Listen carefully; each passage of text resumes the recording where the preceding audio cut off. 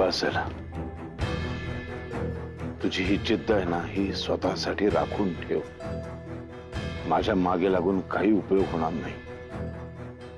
या स्पर्धेमध्ये तू जिंकली पाहिजेस. तू विजयी झालीस तर सर्वात जास्त आनंद मला होईल, सर्वात जास्त. आणि हे नको आता, हे नाही सहन होत. जी गोष्ट मी विसरलोय ती मला आठवायला भाग पडू नकोस. मला माहित आहे तुम्ही अजिबात विसरलेला नाही. जगापासून लपवू शकता, सगळ्यांशी खोटं बोलू शकता, पण स्वतःशी नाही. संगीत कानावर पडल्यावर तुम्हाला त्रास होतो. असं कसं? संगीत तर सगळ्यात आहे. इकडं वाऱ्यात, पावसात, पक्ष्यांच्या आवाजात सगळ्यात आहे. कानावर जरी हात ठेवले ना तरी धडधड असं ऐकू येतं. संगीत ऐकून मनाला आनंद मिळतो, आपोआप चेहऱ्यावर हसू येतं. तुम्ही त्याच संगीतापासून दूर जाताय. का पळताय? कारण मला ते सूर बेसूर वाटायला लागतात. तू आता म्हणालीस ना, या वातावरणामध्ये पण एक स्वर आहे. मला ते सगळे कर्कश वाटायला लागतात. कोकिळेचा स्वर असेल, पक्ष्यांचं गाणं असेल, मला सहन होत नाही. ते मला सहन होत नाही. नकोय मला तो विषय, नकोय मला, नकोय ते सगळं. आणि यावर मला काहीही बोलायचं नाहीये. आणि तू सुद्धा बोलली नाहीस तर फार बरं होईल. फक्त तुम्ही इथून शहरामध्ये राहायला येण्याचा जो निर्णय आहे तो झाला की मला सांग, मी सगळी व्यवस्था करतो. ते मी अण्णा आणि भक्तीवर टाकले. ठीक आहे. मला एक जरा कामानिमित्ताने 2-4 फोन करायचे आहेत. मी जाऊन येतो. चार्जिंग केलंय का? हो आहे, 50% आहे. मगाशीच बघितलं. नाहीतर बोलता बोलता परत हरवलात तर, चार्जिंग संपलं तर लोकेशन पाठवता येणार नाही ना, म्हणून विचारलं.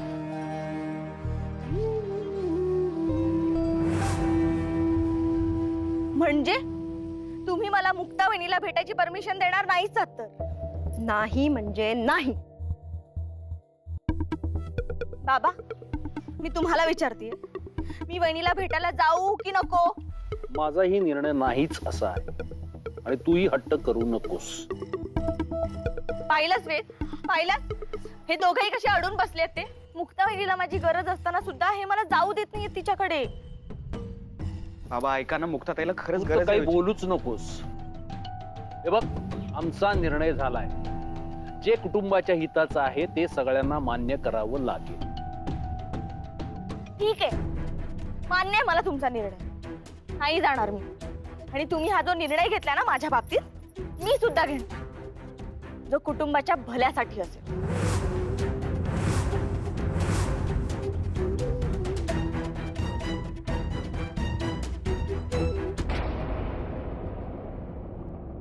आईने आणि अण्णांनी आपल्यासाठी किती विचार केला. आपल्या भल्यासाठी त्यांनी स्वतःच्या इच्छांवर कितीतरी वेळा पाणी सोडले. तुम्ही माझ्यासाठी जे काही करायचंय ना ते करून झालंय.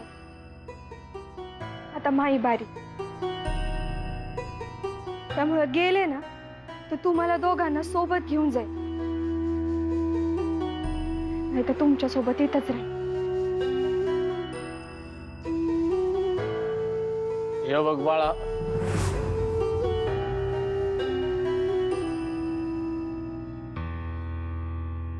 भक्ती, अग तू इथं राहिलीस तर मला काहीच अडचण नाहीये.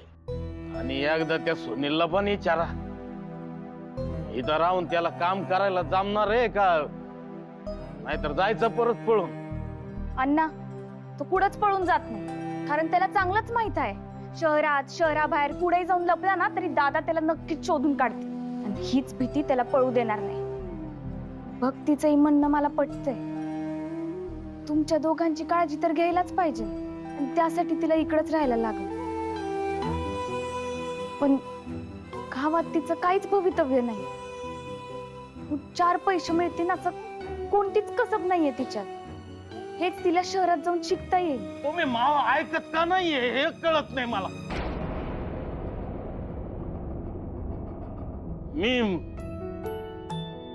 मी नाही गाव सोडू शकत. शहरात नेऊन कायला आयुष्य कमी करत आहात. त्या शहरात दरवाजा उघडला तरी समोर भीती दिसत, खिडकी उघडली तरी समोर भीतीच, आणि आभाळ भागायचं म्हणलं तर मग कच्चीवर जावं लागतंय. इथं बघ बर, नजर खिडकीतनं जाऊ दे नाहीतर दरवाजातनं जाऊ दे, गाडी डोंगर आभाळाचं दिसत राहत.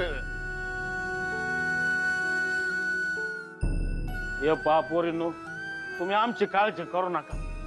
तुम्ही जा शहरात. अरे आमचं आयुष्य काय आहे, इथं गावातच वाढलं. इथं आनंद मिळवायला कारण शोधायला लागत नाही पोरीनो. गावातल्या कुणी येता जाता साधा राम राम घातला तरी लय आनंद मिळतोय. आणि पोरींनो, आता आमच्या आयुष्याचा शेवटचा टप्पा आहे. पण तुमच्या पुढ्यात अख्खं आयुष्य पडलंय. आमचा विचार करून स्वतःला मागं ढकलू नका ग. आणि आम्ही पण येत जाऊ ना तिथं आधी मध्ये भेटायला तुम्हाला. आणि तुम्हाला वेळ मिळाला तर तुम्ही पण इथं यायचं. भक्ती, अगं जरा डोकं लाव, आमची काळजी सोड आणि तुझ्या भविष्याचा विचार कर.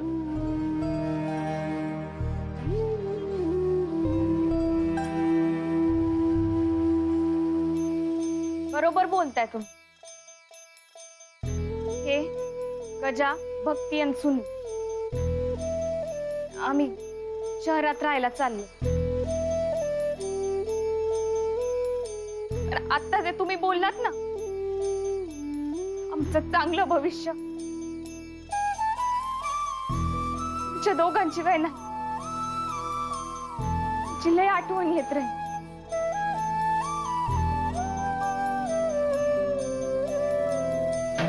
चल विश्वास, काय रे? चाव्या सापडत नाही, चाव्या शोधतोय. म्हणजे सापडत नाही म्हणजे? अहो सगळ्या रूम शोधल्या, कुठेच नाहीये. असं कसं नाही सापडत? आता जायचं कसं? सायकल नाही, हा? हा? आजपासून सायकल घेऊन जायची. यापुढे कामाला जाताना सायकलने जायचं, कारण गाडीच्या चाव्या तर मी लपवून ठेवल्या. काय वेळ लागलाय का तुला? आम्ही सायकलने जायचं? कारण आरोग्य, फिटनेस, निरोगी आरोग्यासाठी सायकल चालवायलाच हवी. आणि हा कुटुंबाच्या भल्यासाठीचा निर्णय मी घेतलाय. विश्वास, राहू दे. डुप्लिकेटचा हवी आहे माझ्याकडे. तुझा डाव फसला. अहो काका, मला माहिती आहे त्या गाडीच्या एक्स्ट्रा चाव्या तुमच्याकडे आहेत ते, म्हणून मी त्या गाडीची 4ही चाकं पंक्चर केली आहेत.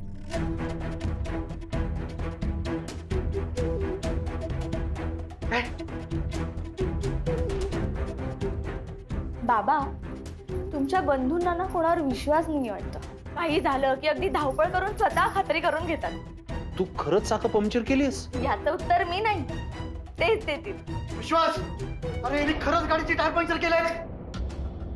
रेणुका, अति होते ना तुझं. आई, फक्त घराच्या नाही तर घरातल्या माणसांच्या भल्यासाठी हा निर्णय घेतलाय. म्हणजे तुला आम्ही मुक्ताकडे जाऊ दिलं नाही म्हणून तू हे मुद्दामून करतीस? जाणून बुजून? अहो काय बोलताय तुम्ही हे बाबा? उलट तुम्हाला ना माझे आभार मानायला. निदान मी तुम्हाला जाण्यापासून अडवत तरी नाहीये, फक्त जाण्याचं वाहन बदलते. सो मला जायचंय तर जा, पण सायकल घेऊन जा. ए, तुझी नाटकं पास कर. गाडीच्या किल्ल्या दे. ठीक आहे, मग आपण एक डील करूया. मी तुम्हाला चाव्या देते, तुम्ही मला मुक्ता वहिनीकडे जायची परमिशन द्या.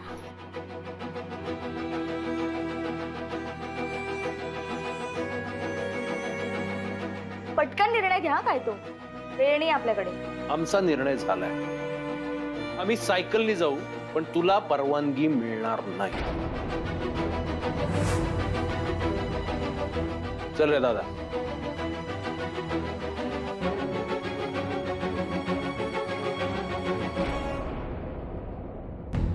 वेद, टायरला जसा वॉल बसतो ना तसा बाबांच्या डोक्यात सुद्धा हवा होता.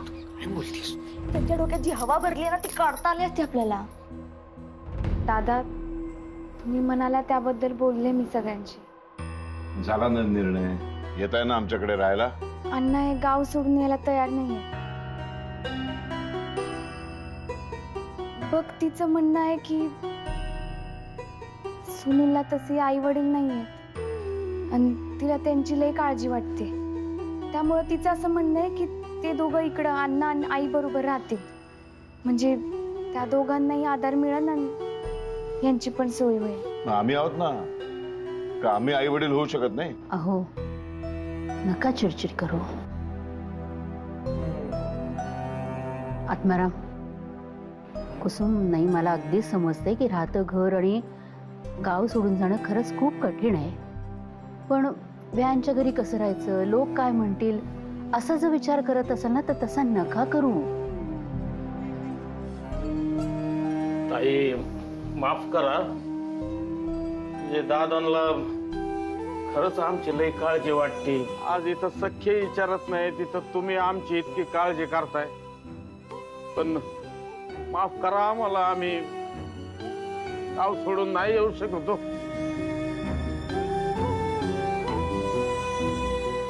आणि मुक्ता, तुझं काय ठरलंय? तिकडे येणार आहे, पण भाड्याने खोली घेऊन राहू आम्ही. वा, छान. पुढं माग भक्तीची समजूत काढून तिला आणि सुनीललाही तिकडे घेऊन जाऊ. दादा म्हणाले तसं भक्तीलाही काहीतरी शिकवता येईल आणि तिलाही काम करता येईल. घरातले सगळे जर घराबाहेर काम करत राहिले तर घर पण व्यवस्थित राहील. तुझं घर व्यवस्थित चालेल, आमचं काय? आम्ही कोणाच्या तोंडाकडे बघून जगायचं?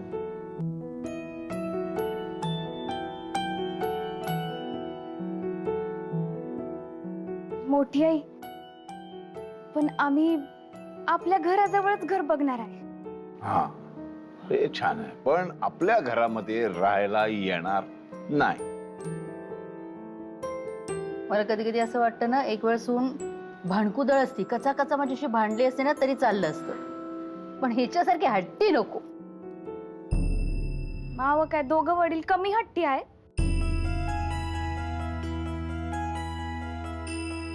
एक राहतं घर सोडायला तयार नाही आणि दुसरं मनातलं गुपित सांगून स्वतःचा त्रास कमी करून घ्यायला तयार नाही. फक्त आम्हाला आनंदच बदलायला सांगतात, स्वतः काहीच बदलत नाही. मुक्ता, सासरच्या लोकांची असं बोलत आहेत का? बोलू दे तिला आत्माराम, तिच्या बोलण्याचं कोणाला बी वाईट वाटणार नाही.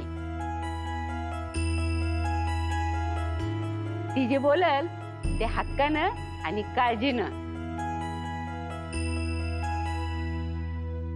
मी काय म्हणतोय, उद्या मुक्ताच्या शूट साठी लोक येणार आहेत, सो त्यांच्या समोर हे भांडण नको, नाहीतर हेच रेकॉर्ड करून ते दाखवतील.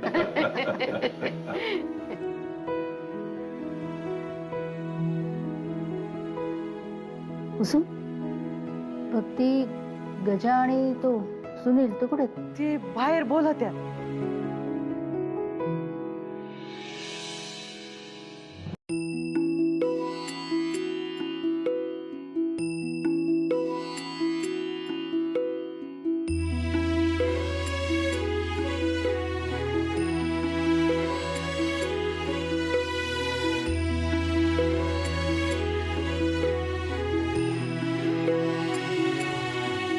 ही माझ्या आयुष्यातली पहिली कमाई, यावर आपल्या दोघांचा हक्क आहे. काम जरा अवघडच होत, आयुष्यात अशी अंग मेहनत कधी केली नाही ना, त्यामुळे त्रास होत. पण हे पैसे हातात पडलं आणि सगळी अंगदुखी गायब झाली. हा, लबाडी करून मिळालेला पैसा आणि शोक अंग मेहनत करून कष्टाने कमवलेला पैसा ज्यावेळी हातात पडला तेव्हा त्याचा स्पर्श वेगळा होता. हे मला कळालं शहरात जाण्याबद्दल. आपण दोघं बी जाऊया शहरात आणि दोघं बी काम करूया. मला आणखी एक बोलायचं होतं.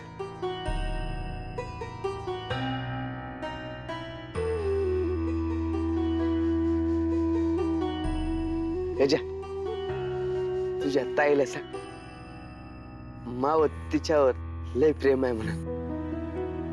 हा सांगतो ताई. गजा,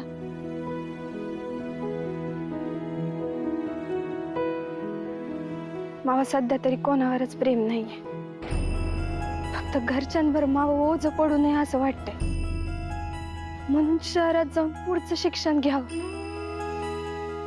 म्हणजे गावात परत येऊन जास्तीचे 4 पैसे मिळत आई अण्णांचा आधार होता येईल. मावं ठरले आता असंच करायचं. पण मी तर राहून काय करायचं? मला शहराच्या शाळेत जायचं होतं. गजा, अरे तू इथल्या शाळेत पण जाऊन शिकू शकतो ना. आई अण्णांना एकटं सोडणं मला आत्ता बरोबर वाटत नाहीये. आणि आता आपल्यालाच आई अण्णांचा आधार व्हावा लागेल. मी बोललो मी इथं राहून काय करायचं? आज जसं केलं ना तेच करायचं. घाम गाळायचा, पैसे कमवायचे. मेहनतीचा पैसा हातात पडल्यावर जेवढा आनंद होतो ना, त्यापेक्षा लई मोठा आनंद कुटुंबियांच्या चेहऱ्यावरचं सुख पाहिल्यावर होतो. त्यासाठी त्यांची जबाबदारी घ्यावी लागते. आणि जे तुम्ही बोलून दाखवलंय सगळ्यांसमोर, मला माहिती आहे तुम्ही सगळ्यांची काळजी घ्या.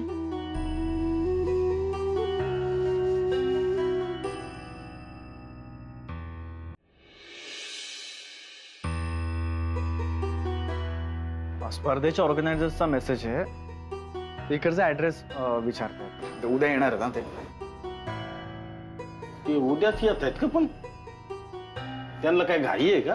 पण ना, घाई आता आपल्याला करावी लागणार आहे. ते उद्याच येणार होते. पण ते काय काय विचारतील? आय मीन जे काही विचारतील ते मुक्त विषयच असेल. भक्तीविषयी काही विचारलं तर? नाही म्हणजे यांच्याबद्दल काही विचारलं तर? अगं ते काय हे विचारणार आहेत का? अगं मुक्ता काय शिकली, कुठं शिकली, तिला काय अडचणी आले हे विचारतील. उगा आपलं.